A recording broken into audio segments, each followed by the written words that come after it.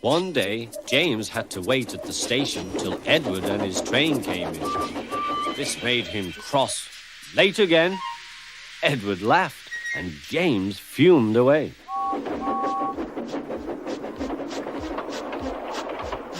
After James had finished his work, he went back to the yard and puffed onto the turntable.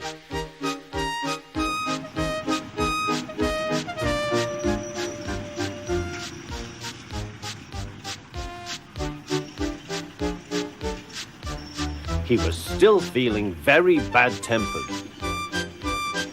Edward is impossible, he grumbled to the others. He clanks about like a lot of old iron, and he is so slow he makes us wait. Thomas and Percy were indignant. Old iron? Slow? Why, Edward could beat you in a race any day. Really, said James, I should like to see him do it.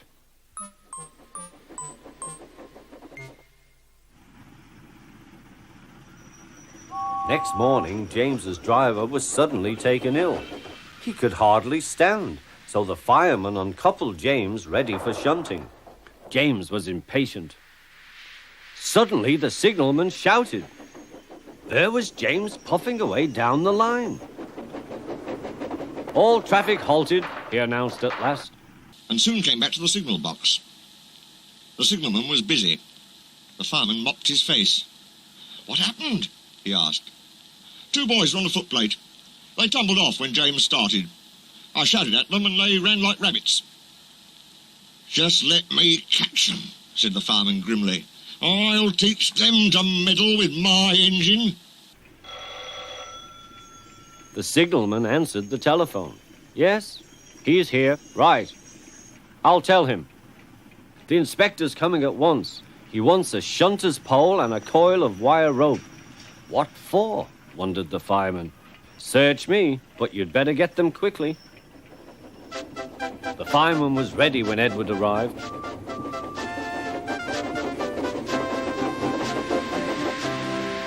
The inspector saw the pole and the rope. Good man, jump in.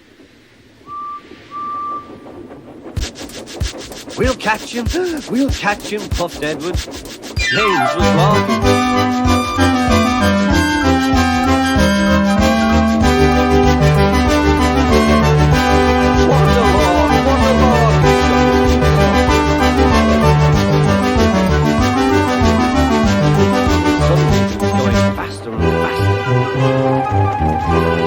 He realized that he had no driver.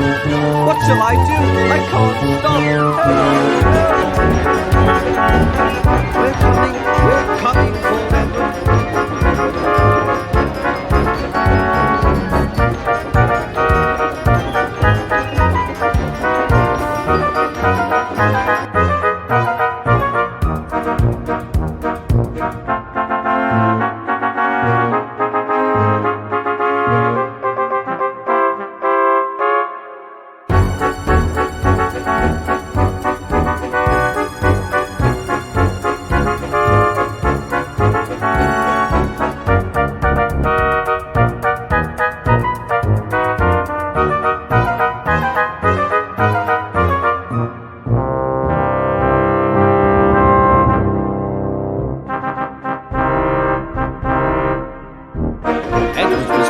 Up behind with every ounce of steam he had. At last he caught up with James.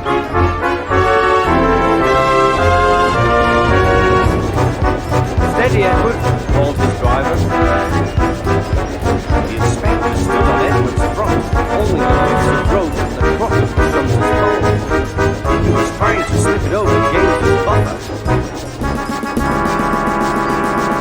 The engine swayed and lurched. Tried again and again. All once he nearly fell, but Gusson saved himself. At last! Got him! Pulled a new start, gently braking, Edward's driver kicked the engine's speed, and James's fireman scrambled across and took control. So the old iron caught you after all, chuckled Edward. I am sorry, whispered James. Thank you for saving me. You were splendid, Edward. That's all right, replied Edward. The engines arrived at the station side by side. The Fat Controller was waiting. "A fine piece of work," he said. "James, you can rest and then take your train. I'm proud of you, Edward. You shall go to the works and have your worn parts mended."